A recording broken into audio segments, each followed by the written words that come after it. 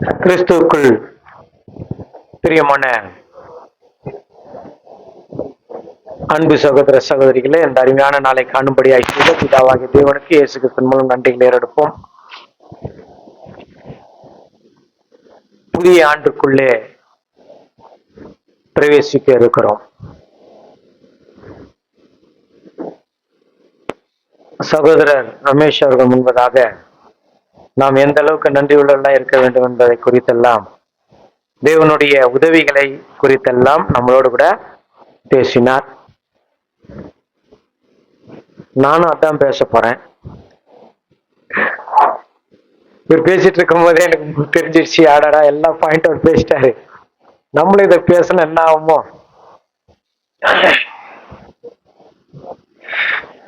தேவனுடைய அன்பை பாகம் 2 நாம் பார்க்கலாம். அப்படிதான் சமாளிக்கணும், வேற வழி இல்லை. ஏன்னா அதே காரியங்கள், அதே சில வசனங்கள் அதே தான் இருந்தது. நான் எழுதி வச்சிருக்கிற வசனங்கள் கூட இருந்தது. பாருங்க, இன்றைக்கு சபைகள், உலகத்துல சபைகள், நமக்கு லேட்டா புது வருடம் பிறந்திருக்கிறது, புது வருடம் ஏற்கனவே பிறந்து விட்டது. சில சபைகள் காலையில வச்சிருக்கிறாங்க, சில சபைகள் காலையில கூட விடிய காலையில கூட வச்சிருக்கிறாங்க, சில சபைகள் இரவுல வைத்திருக்கிறார்கள், சில சபைகள்ல விடிய விடிய நடக்கிறது இந்த சிறப்பு ஆராதனை என்றதெல்லாம் நாம் பார்க்கிறோம்.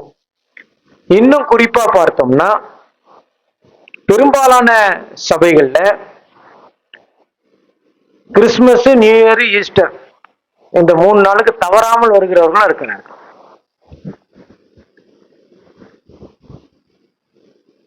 அதுவும் குறிப்பாக ஒருத்தர் சொன்னாரு, எதுக்கு போறோமோ இல்லையோ வித புது வருஷத்துக்கு கட்டாயம் போயிடணும் அப்படின்னு சொன்னாங்க.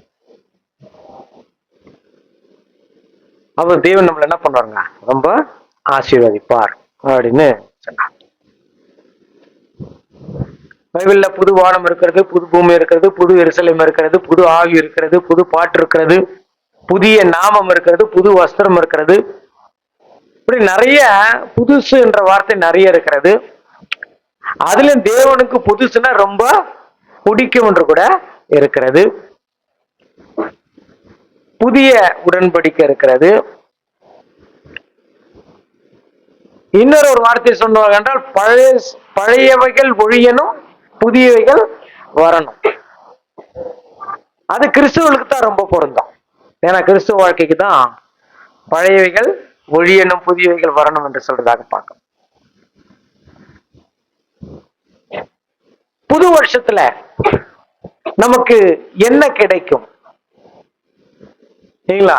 நமக்கு என்ன கிடைக்கும், என்ன செய்யலாம்? புது வருஷத்துல நமக்கு என்ன கிடைக்குங்க சொல்லுங்க வினோலியா சிஸ்டர்ஸ். சொன்னாங்க டக்குன்னு. வயிற்றுல கிடைக்குமா? வயசு அதிகமாகும். அது ஒருத்தருடைய புது வருஷத்துல, பொதுவான புது வருஷத்துல என்ன கிடைக்குங்க? ஒரு பாருங்க, ரொம்ப ட்ரெஸ் கிடைக்கும் இல்லைங்களா? ரொம்ப ட்ரெஸ் கிடைக்கும். அப்புறம் என்ன கிடைக்குங்க? மிச்சர் ஸ்வீட் கிடைக்கும். பாருங்க, இது எனக்கு ஞாபகம் இல்லை. மிச்சர் ஸ்வீட் கிடைக்கும். நியாயம், கேலண்டர் கிடைக்கும். சின்ன பசங்களுக்கு கிஃப்ட் கிடைக்கும். புது இல்லைங்களா? அதுல புது ஆசீர்வாதம் கிடைக்கும், புது நன்மை கிடைக்கும். எல்லாத்துக்கும் மேல ஒரு பெரிய சந்தோஷம் இல்லைங்களா? இந்த 1ஆம் தேதினா ரொம்ப பெரிய சந்தோஷம். இல்ல சின்னதா ஏதாவது கொஞ்சம் கரெக்ஷன் ஆயிடுச்சுன்னு வச்சுக்கோங்களேன், 1ஆம் தேதி அதுவும் அப்படின்னு வந்துடும். ஏன்னா அந்த கரெக்ஷன் நம்ம என்ன பண்றது இல்ல, அது ஏத்துக்க முடியாது. இதெல்லாம் நம்மளுக்கு 1ஆம் தேதிக்கு வேணும்னு நம்ம எதிர்பார்க்கிறோம். ஆனா தேவன் என்ன சொல்றாருன்னா, உண்ண உணவும் உடுத்த உடையும் தரன்ற ஒண்ணு. 2வது யாரும் இருக்க இடம் சொல்றாங்க. இருக்க இடங்க கிடையாது, இங்க பரதேசி. இங்க இருக்கிற இடம் பைபிள்ல சொல்லவே இல்லை சரிங்களா? கொடுத்தா நல்லதுதான், கொஞ்ச நாளைக்கு இருக்கலாம். ஆனா வாடகை வீடு நல்லா வசதிங்க, நினைச்ச வீட்டுக்கு மாறி நேக்கலாம். ஓகே, உண்ண உணவும் உடுத்த உடையும் ஒவ்வொரு நாளும் புது ஆசீர்வாதம். புது ஆசீர்வாதம்னா அவர் செய்யற அற்புதம், அவர் செய்யற காரியங்கள் நமக்கு எப்படி இருக்கும்? ரொம்ப புதுசா இருக்கும். ஒவ்வொரு நாளும் புது நன்மை, தினமும் சமாதானமும் சந்தோஷமும். இதெல்லாம் தேவன் என்ன பண்றாங்க? நமக்கு கொடுக்கிறன்னு வாக்கு தத்தமே பண்ணிருக்கிறார். நாம இன்றைக்கு இல்லைங்களா ஒரு ஸ்பெஷலா ஒரு ஆசீர்வாதம் வரும்னு நம்ம நினைக்க கூடாது. ஏன்னா தேவனுடைய கணக்குல அல்லது அவருடைய திட்டத்துல ஏதோ ஒரு நாளைக்கு ஸ்பெஷலா ஆசீர்வதிச்சுட்டு விடுறது தேவனுடைய திட்டத்துல இல்ல. அதனால இன்றைக்கு நமக்கு நல்ல ஒரு புது ட்ரெஸ் போட்டுட்டு, நானு 2 வருஷம் ஆகுதுங்க இந்த ட்ரெஸ் போட்டு, புது ட்ரெஸ் போட்டு இதெல்லாம் நாங்க நிறைய காரியங்கள்லாம் பண்ணி இன்னைக்கு ஸ்பெஷல் அப்படின்னு ஆர்வமா என்ன பண்றோம் வந்துடுறோம். ரொம்ப ஆர்வமாக இன்றைக்கு நான் பார்த்தேன், நிறைய ஆர்வத்தோடு. எஸ்பெஷலி ரொம்ப இன்றைக்கு ஆர்வமா இருந்தவங்க 2 பேர் நான் பார்த்த வரைக்கும் 2 பேர் ரொம்ப சந்தோஷமாவும் ஆர்வமும். ஒண்ணு லேயால, இன்னொன்னு ஜாயம். ஓட்ஸ் பண்ணாங்க. என்ன ரொம்ப ஆர்வம், எல்லா விஷயம் இல்ல ரொம்ப ஒரு ஆர்வம். எதுக்குன்னா இன்னைக்கு ஒரு ஸ்பெஷல் டே நம்ம நினைக்கிறோம். எல்லாமே நம்மளுடைய மைண்ட் பிக்சிங் தான். இன்னைக்கு ஒரு ஸ்பெஷல் டே, அதனால எல்லாம் நம்ம கரெக்டா போயிடணும். ஆனா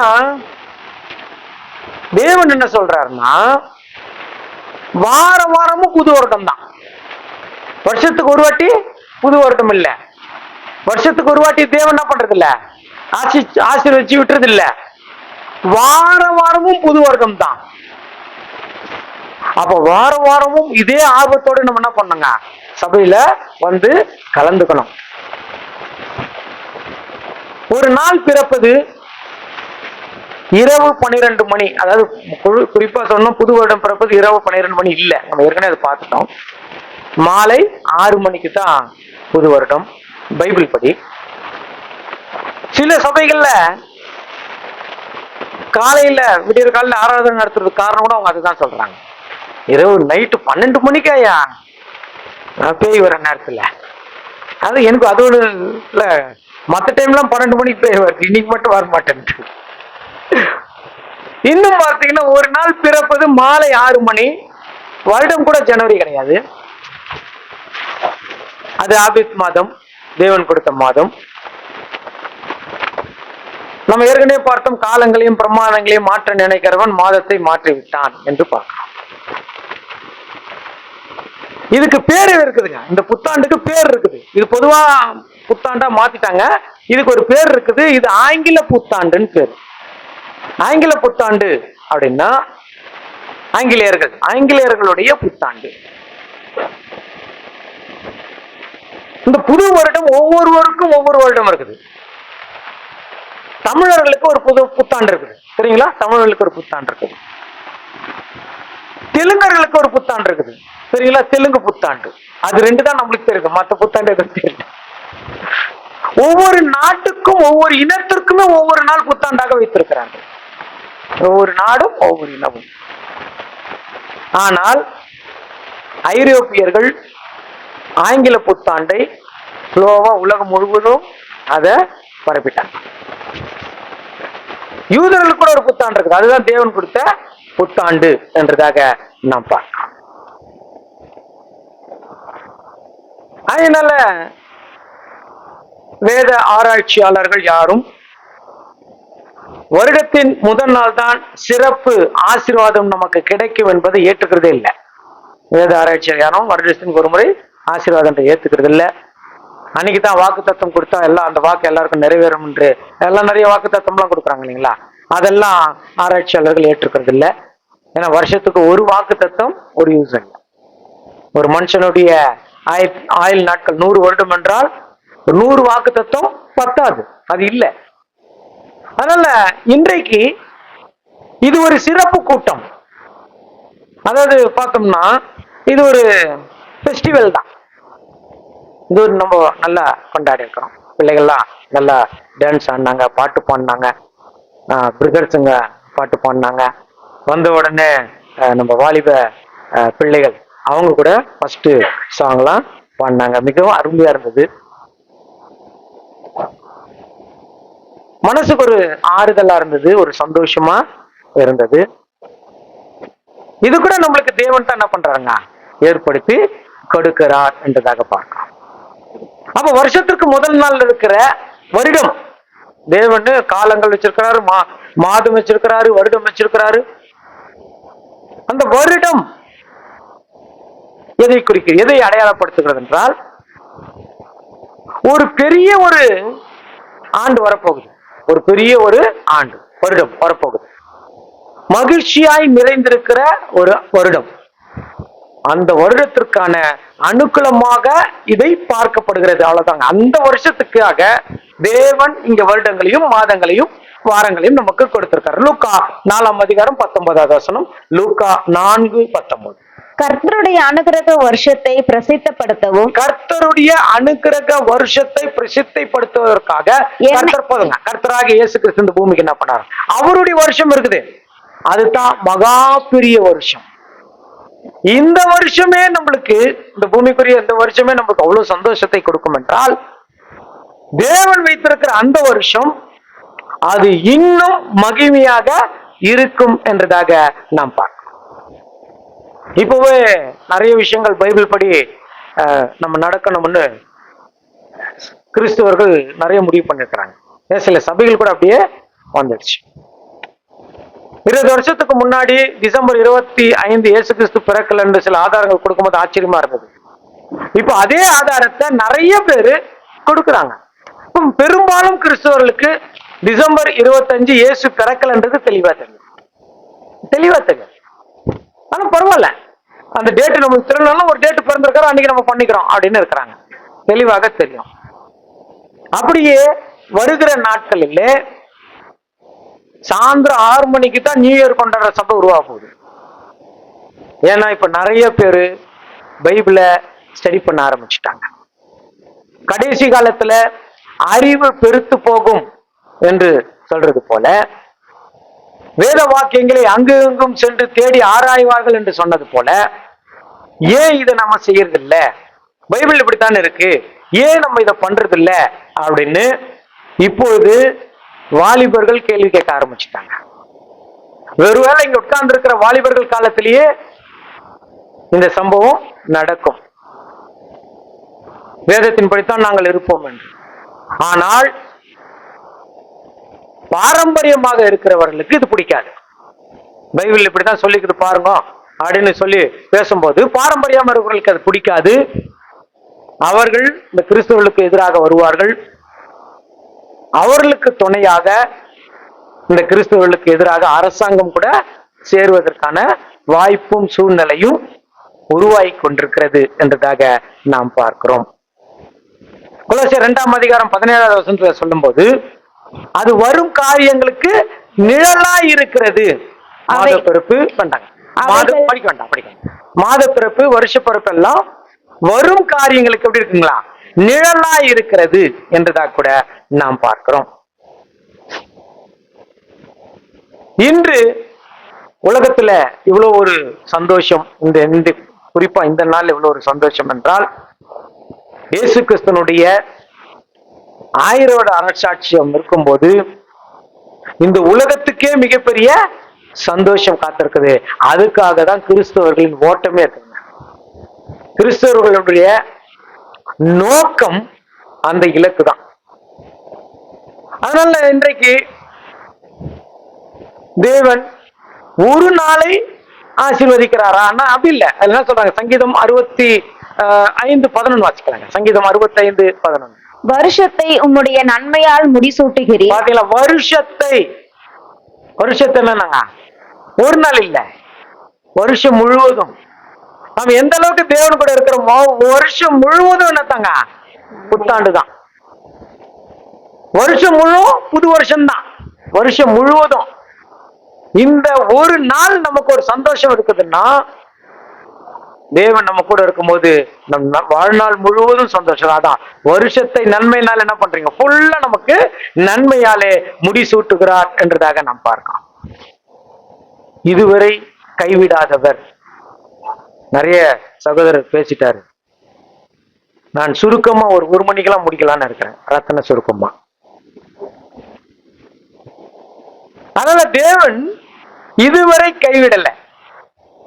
நாம் எப்போ இயேசு கிறிஸ்துவை ஏற்றுக்கொண்டோமோ அப்பதிலிருந்து கைவிடல.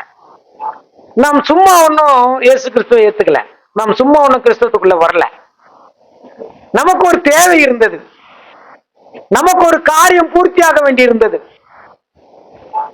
அது நிறைவேறுகிறதா என்று பார்க்கிறதுக்கு தான் இதுக்குள்ள வந்தோம். அப்படிதான் கிறிஸ்துவத்துக்குள்ள வந்தோம்.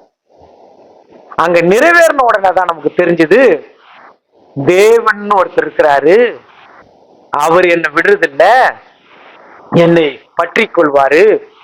எனக்கு உபத்திரவம், கஷ்டம், வேதனை, துக்கம்னு வரும்போது அவர் எனக்கு சகாயம் செய்வாரு. எப்போ நான் ரொம்ப துக்கத்துல விழுந்துடணும், எப்போ நான் என்னால எழுந்திருக்கவே முடியாது என்கிற ஒரு சூழ்நிலையில நான் விழுந்துடணும்,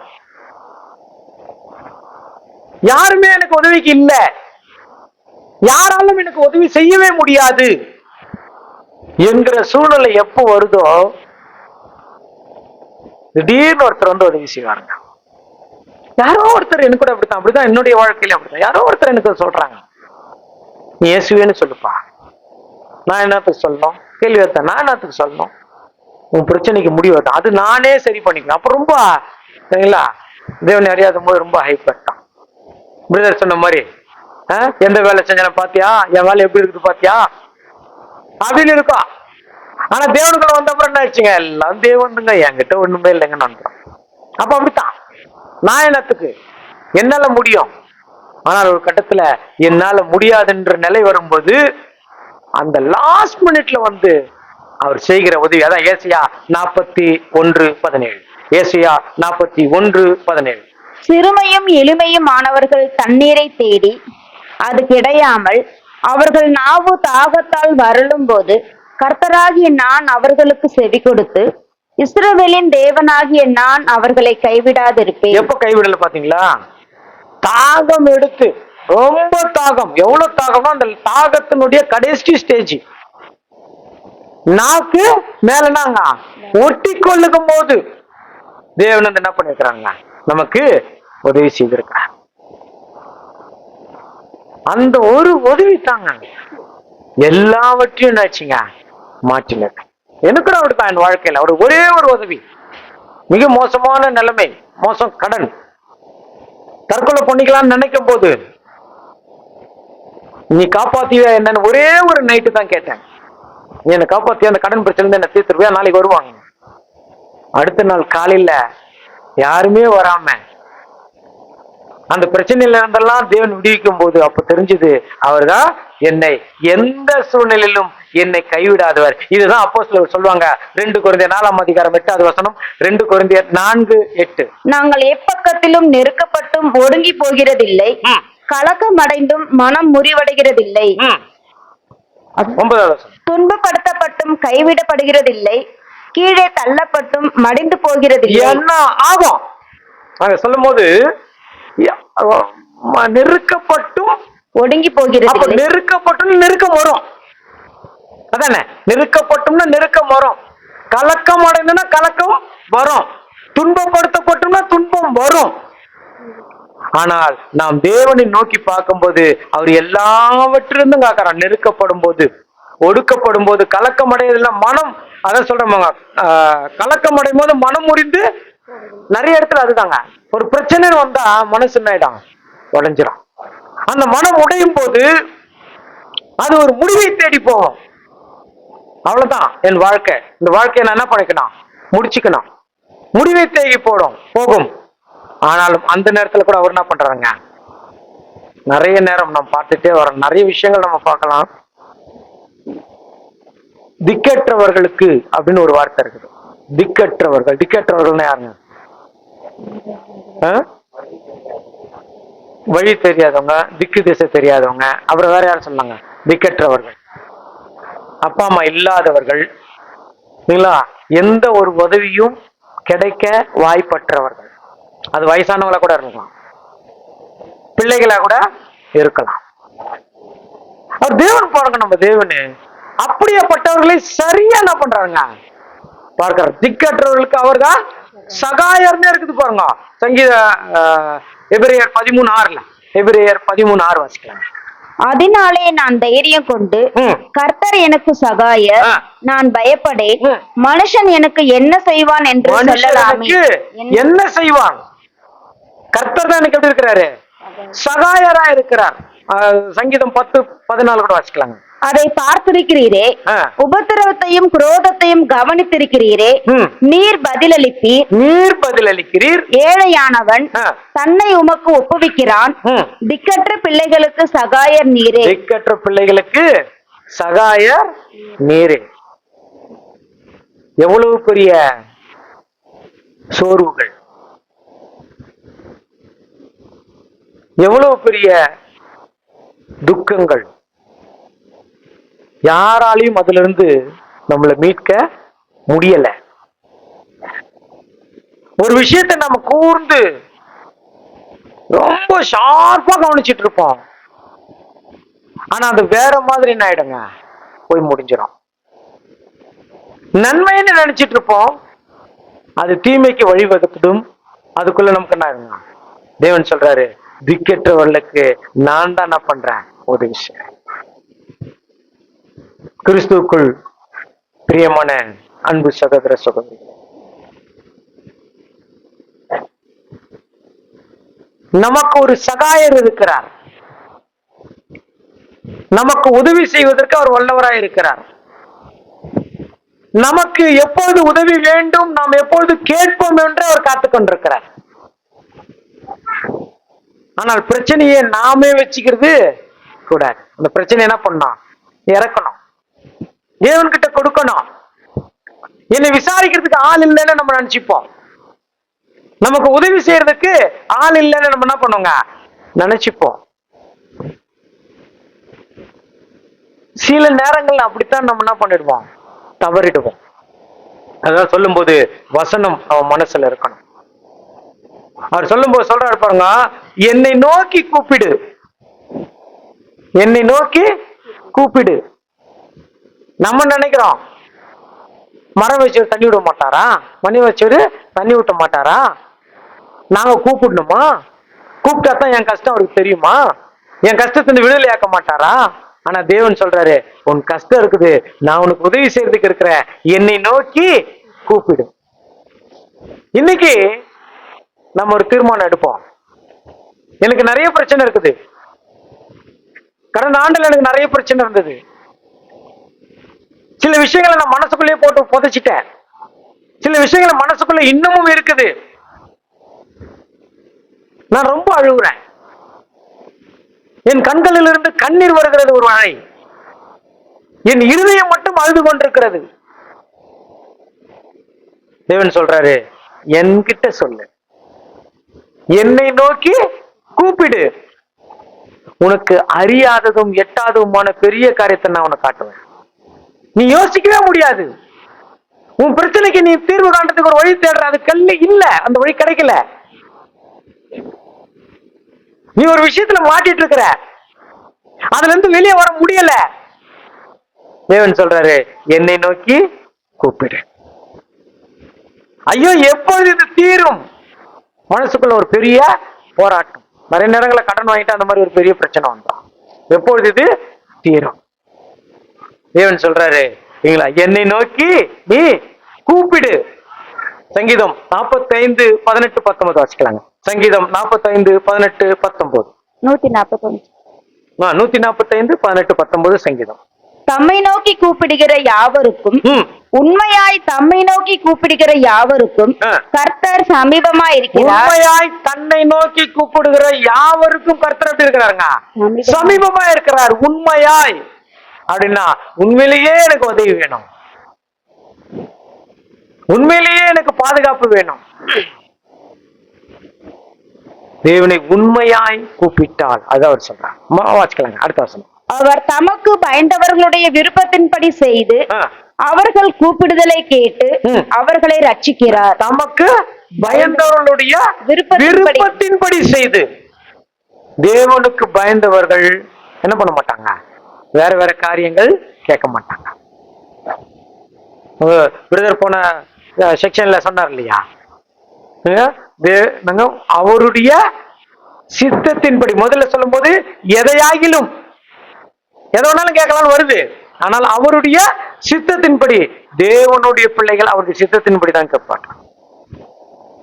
அது பொருளாதார ரீதியான உதவியா இருக்கலாம், அல்லது வாழ்க்கைக்குரிய உதவியா இருக்கலாம், அல்லது ஒரு பாதுகாப்பா இருக்கலாம்.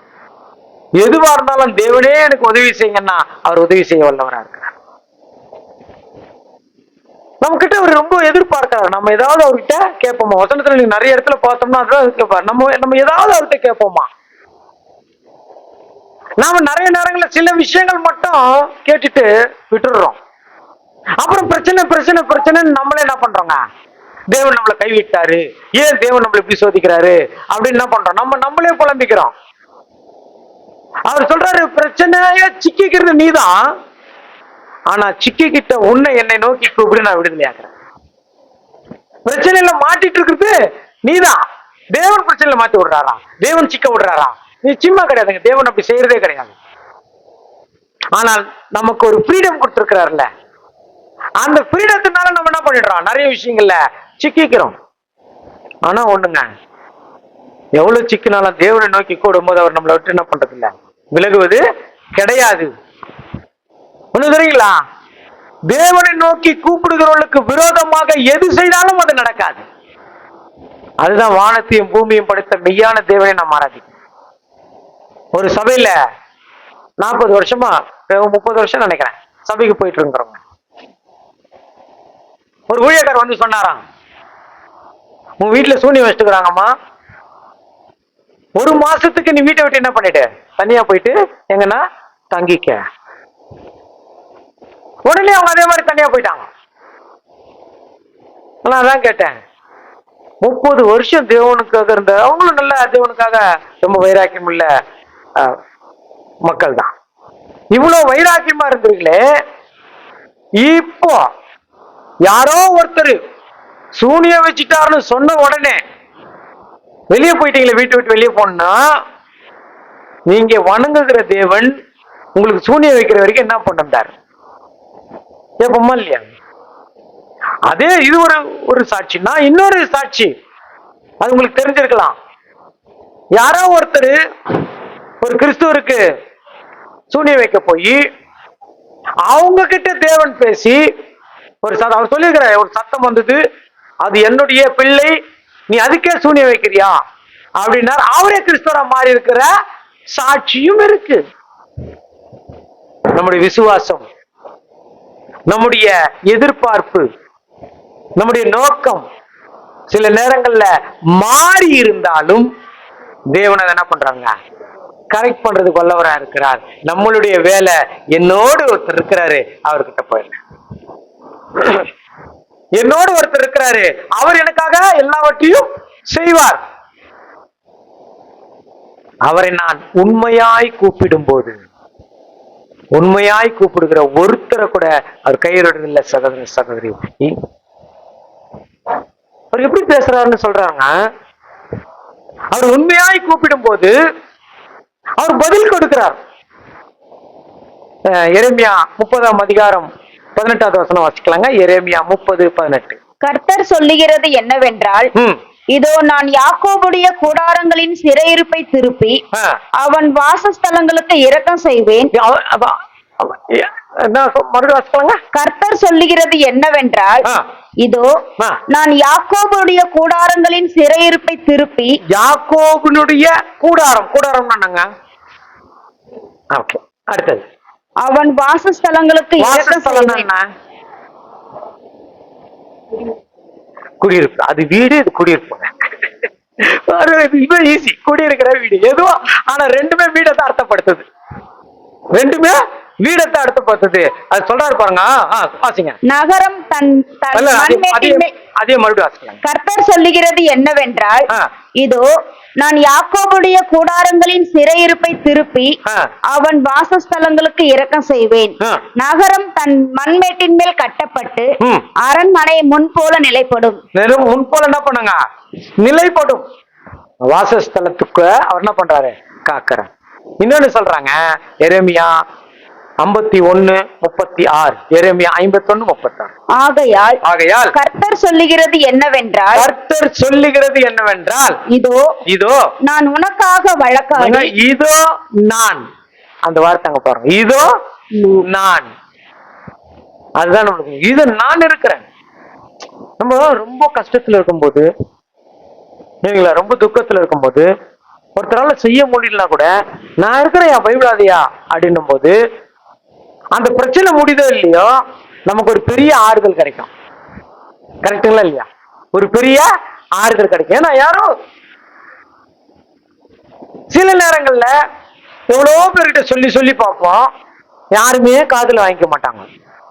ஒன்னு இருக்குங்களா? யாருமே அதையே ஒரு எவ்வளவு சொல்றோம், ஒண்ணு இல்லைங்க, ஒரு பேச்சுக்காவது சொல்லக்கூடாதான்னு கெஞ்சுவான். கரெக்டுங்களா? ஏன் அவன் யாருமே ஒண்ணுமே சொல்லல, யாருமே ஆறுதல் பட்டல இல்லைங்களா? ஒரு ஆறுதல் கூட இல்லைங்க, ஆள் இல்லையான்னு நினைச்சுக்கோம். ஆனா சர்வ வல்லமை உள்ள தேவன் சொல்றாரு, இதோ நான் உனக்காக வழக்காடுகிறேன், இதோ நான் உனக்காக வழக்காடுகிறேன்.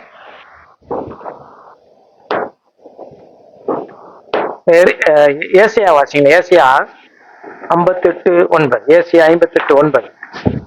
அப்பொழுது நீ கூப்பிடுவாய், கர்த்தர் மறு உத்தரவு கொடுப்பார், நீ சத்தமிடுவாய், இதோ நான் இருக்கிறேன் என்று சொல்லுவார். என்ன சொல்லுவாருங்க?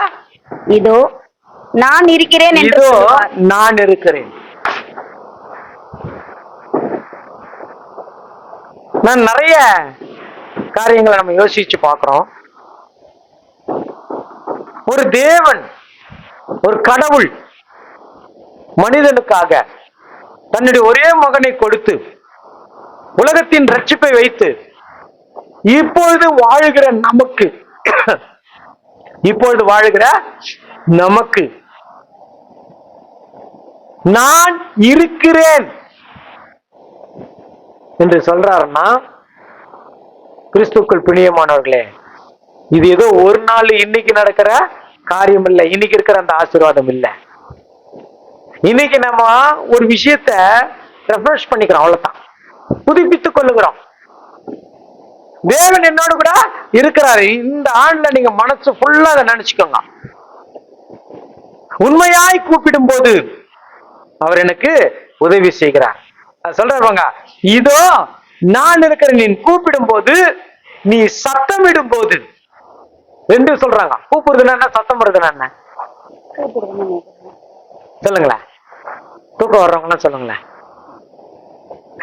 கூப்பிடுறதுன்னா சத்தம் போடுறதுன்னா என்னங்க? இல்ல கிட்ட இருந்தாக்கா கூப்பிடுவோம், தூரமா இருந்தா என்ன பண்ணுவோம்? சத்தம் விடுவோம். நாம எப்போ சத்தம் விடுவோம் தெரியுங்களா? எப்போ ஐயோ தேவனன்னு கத்துவோம் தெரியுமா? நம்மளால பிரச்சனையை தீர்க்க முடியாத போது தான் அதை கத்துவோம். தேவன் சொல்றாரு, இதோ நான் இருக்கிறேன். பாருங்க, இத்தனை ஆண்டுகள் காத்து வந்த தேவன் இனியும் அவரடி காக்க போறாருங்க. அது ஏதாவது குறை இருக்க போதா? ஒரு குறையும் இருக்காது. ஒருவேளை அது புதுசா ஏதாவது ஒரு விஷயமா இருக்கலாம். ஏன்னா தேவனுடைய ஞானத்தை அளவிட முடியாது. ஏதோ ஒரு அற்புதமான காரியமா இருக்கலாம், ஒரு விடுதலையா இருக்கலாம், ஒரு கட்டுகளை அறுத்த காரியமா இருக்கலாம். ஆனால் தேவன் எல்லாவற்றிலிருந்தும் நம்மளை ஆசீர்வதித்து வழிநடத்துகிறார். வறண்ட நிலமாக இருந்தாலும், வறண்ட நிலம்னா நாங்க நம்பிக்கையற்ற தன்மை, அதை புஷ்பங்கள் போல மாற்றுகிற தேவன். நாம் இன்னொருத்தருடைய ஆசீர்வாதத்துக்கு நாம் ஜெபித்தால் நம்மளுடைய ஆசீர்வாதம் தேவன் என்ன பண்றாங்க, இன்னும் கூட்டிகிட்டே போறாரு. அதுதான் வேதத்துல நம்ம நிறைய நேரங்கள்ல திருப்பி திருப்பி பார்க்கிறோம். அது அந்த கதையை கூட நம்ம பார்த்திருக்கிறோம். அப்படி சொன்ன ஒரு கதை டக்குன்னு கதை ஞாபகம் வராங்க. என்ன கதை ஞாபகம் வரும்? இன்னொருத்தருடைய யோபு கதை, யோபுனுடைய வாழ்க்கை. நாம் ஆசீர்வாதமா இருக்கணும்னா, நாம் எல்லாவற்றையும் சுதந்திரத்துக் கொள்ள வேண்டும் என்றால், நாம் சமாதானமாக இருக்க வேண்டும் என்றால், நாம் இன்னொருத்தருக்காக செய்கிற ஜெபம், ஸ்பெஷலி இன்னொருத்தருக்கான ஆசீர்வாதத்துக்காக செய்கிற ஜெபம், அதுதான் ஏசாயா 35:1 வாசிக்கலாங்க. வனாந்தரமும் வறண்ட நிலமும் மகிழ்ந்து கடுவெளி கழித்து புஷ்பத்தை போல செழிக்கும். வனாந்தரம் எப்படி இருக்குங்களா? வறண்ட நிலம் மகிழ்ந்து. நம்ம இந்த ஆண்டுல நம்மளுடைய எதிர்பார்ப்பு,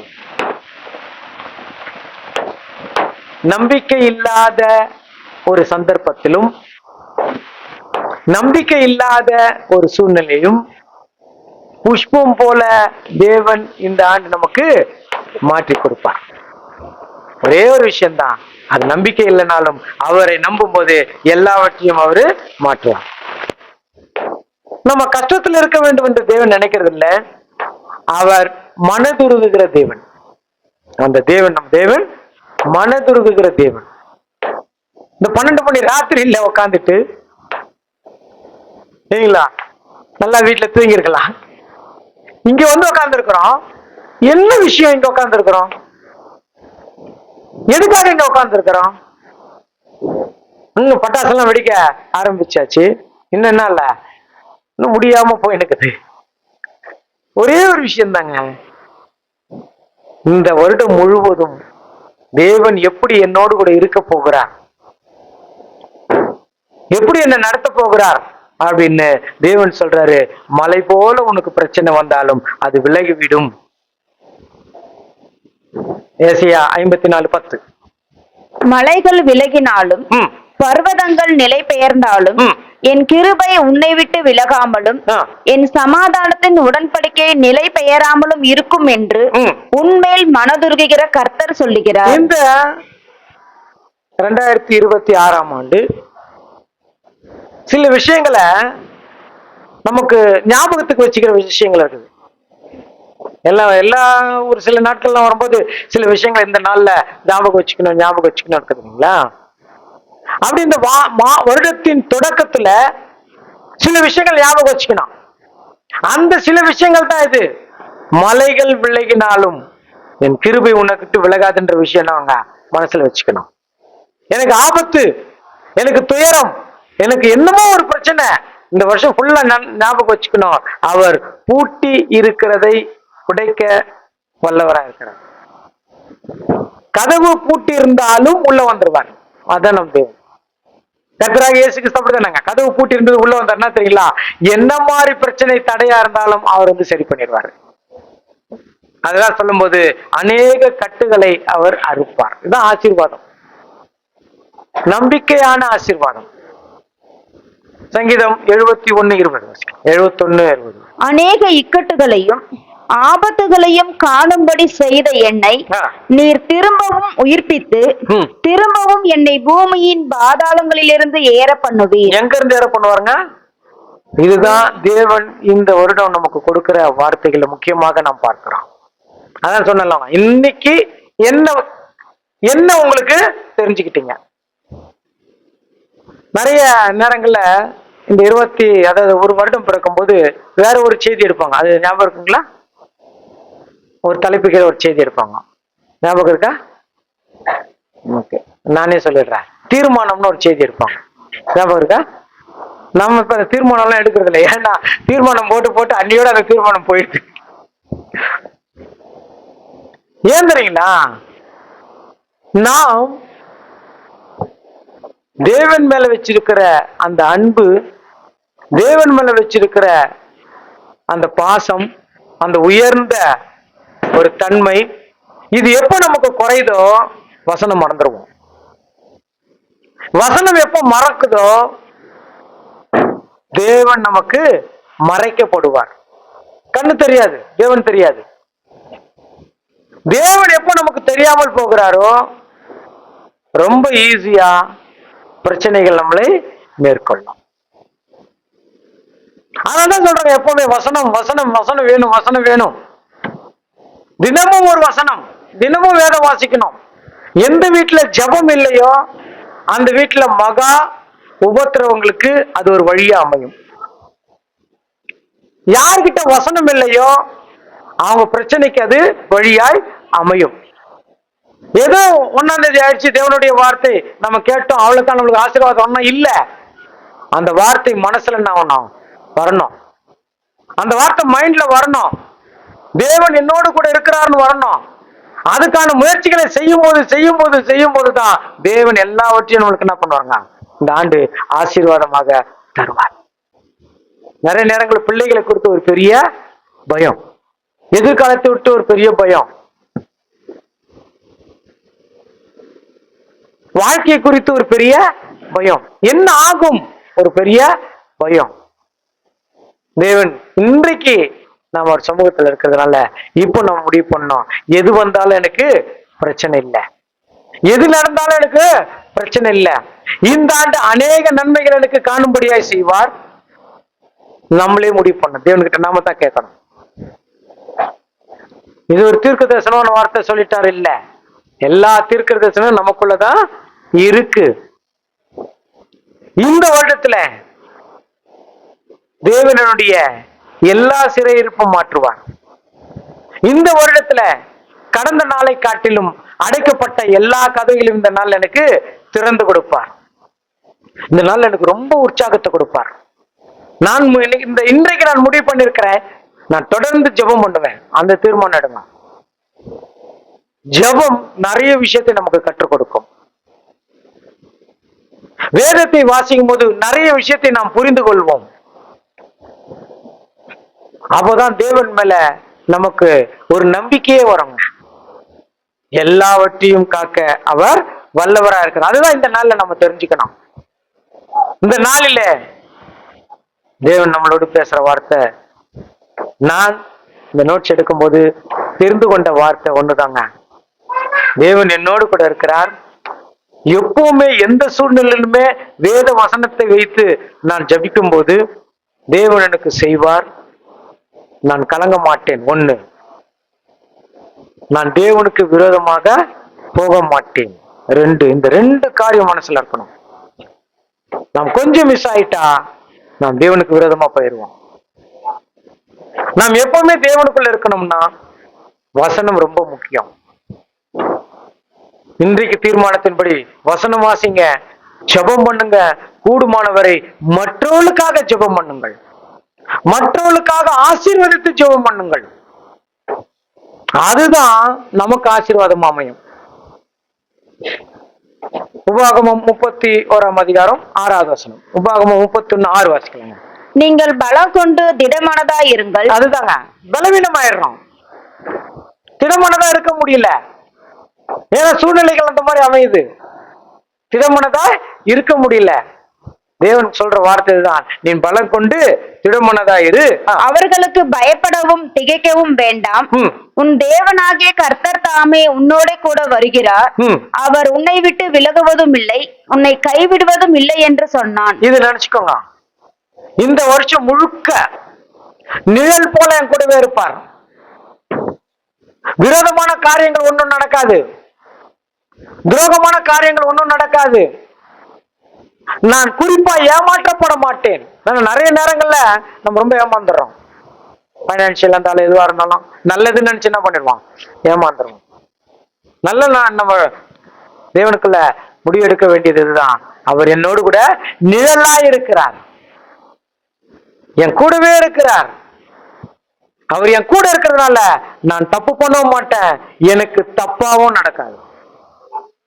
அந்த ஒரு நம்பிக்கை இந்த நாள்ல ரொம்ப ஸ்ட்ராங்கா வச்சுக்கோங்க. இந்த நாளுக்குரிய வார்த்தை அதுதான். அவர் மேல நம்ம போன வருஷத்துல இருந்து பார்த்துருக்கோம் இல்லையா செய்திய. பிரதர் போன வருஷம் செய்தி எடுத்தார், இந்த வருஷம் கண்டினியூ. கரெக்ட் தானே பிரதர்? ரொம்ப சோகமா பாக்குறாரு. நான் தெரியல, ஃபுல்லா தேவன் சொல்ற வார்த்தை இது வெறும் உங்களுக்கு சொல்கிற வார்த்தையாக மாத்திரமல்ல, அது எனக்கும் அதுதான். தேவன் என் கூட இருக்கணும், நிழலா இருக்கணும். 8வது வசனம் வாசிக்கலாங்க. கர்த்தர் தாமே உனக்கு முன்பாக போகிறவர், அவர் உன்னோடு இருப்பார். அவர் உன்னை விட்டு விலகுவதும் இல்லை, உன்னை கைவிடுவதும் இல்லை. நீ பயப்படவும் கலங்கவும் வேண்டாம் என்றான். இது மட்டும் ஞாபகம் வச்சுக்கணும். இன்னொரு வாட்டி வாசிக்கலாங்க அந்த வசனம். கர்த்தர் தாமே உனக்கு முன்பாக போகிறவர், தாமே உமக்கு முன்பாக போகிறவர். அவர் உன்னோட இருப்பார். அவர் ஏன் முன்ன போறாரு தெரியுங்களா? நம்முடைய வழிகள்ல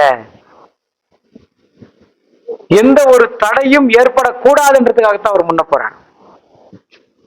இதுவரை நம்முடைய வெற்றிக்கெல்லாம் அவர் முன்ன போனதுக்காக தான் காரணம். இதுவரை நமக்கு ஆசீர்வாதமாக இருந்ததுக்கெல்லாம் அவர் முன்ன போனதுக்காக தான் காரணம். அவர் தான் முன்ன போகணும். அப்ப ஜெபம் பண்ணும் போது இதான் கேட்கணும், தேவனே இந்த காரியம் பண்ண போறேன், நீங்க என்ன பண்ணுங்க, முன்ன போங்க. அடுத்ததுங்க, அவர் உன்னை விட்டு விலகுவதும் இல்லை, உன்னை கைவிடுவதும் இல்லை. திருப்பி திருப்பி நம்ம அந்த வசனத்தை பார்த்துட்டே வரும். அவர் உன்னை விட்டு விலகுவதில்லை, உன்னை கைவிடுவதில்லை. ஏன் திருப்பி திருப்பி அதையே வருது தெரியுங்களா? அவரை விட்டு விலகுவதும் அவரை கைவிடுவதும் நாம தான். அவர் ஒருபோதும் நம்ம விட்டு என்ன பண்றது இல்ல, விலகுறது இல்ல. அவர் ஒருபோதும் நம்ம என்ன பண்றது இல்ல, கைவிடுறது இல்ல. அதுக்கு நிறைய உதாரணங்கள் வேதத்துல இருக்குது. அவர் ஒருபோதும் நம்மள கைவிடுறது கிடையாது. ஆனா நாம் எப்போ கைவிடுறோமோ, நாம் எப்போ விலகுறோமோ அப்பதான் நம்மளுக்கு பிரச்சனை. ஆனாலும் அவர் சொல்றாரு, நீ என்னை நோக்கி கூப்பிடு, உனக்கு அறியாதது வெட்டாதுமான பெரிய காரியங்களை நான் என்ன பண்ணுவேன் சரி. இந்த வருஷம் ஒரு முடிவு பண்ணுவோம், நான் தேவனே உன் கையை நான் என்ன பண்ணிருக்கிறேன், விட்டு இருக்கிறேன், நான் இப்ப அதை குடிச்சுக்கிறேன். இப்ப நான் உன்னை நோக்கி கூப்பிடுறேன், எனக்கு சகாயம் செய்யும். இப்ப நான் உன்னை நோக்கி நானு வேண்டுதல் செய்யறேன். இதோ நான் என்று சொன்னீர்களே, எனக்காக என்னுடைய ஜெபத்தை கேட்டு எனக்கு விடுதலை தாரும். என்னுடைய குடும்பத்திற்கு, என்னுடைய உற்றார் உறவினருக்கு, நான் மனசுல ஒருத்தர் ரொம்ப நினைச்சிட்டு இருக்கிறோம்ப்பா, இந்த வருஷம் உங்களுக்கு அது நடக்கணும், ஒரு நன்மை நடக்கணும்னு அப்படின்னு நீங்க நினைத்தால் தேவன் அதை செய்ய வல்லவரா இருக்கிறார். இன்றிலிருந்து ஸ்டார்ட் பண்ணுங்க. அடுத்த வருஷம் முடியும் போது நிறைய சாட்சியாக நாம் நிறுத்துவோம். மனசுல வச்சுங்க, தேவன் என்னோடு கூட இருக்கிறார். அவர் என்னை விட்டு விலகுவதில்லை, என்னை கைவிடுவதில்லை, எனக்கு நிழலா இருக்கிறார். அவர் கூட இருக்கிறார்னு இருந்தா தப்பு செய்ய மாட்டோம். தானா நம்மளுக்கு என்ன ஆகுங்க, பயம் வரும். அத மனசுல நினைச்சிட்டோம்னா தேவன் இந்த வருடத்தையும் இந்த நாள் முழுவதும் அவர் நம்மோடு கூட இருக்கிறார் என்ற உறுதியோடு இந்த நாள்ல நாம் கடந்து செல்லுவோம்.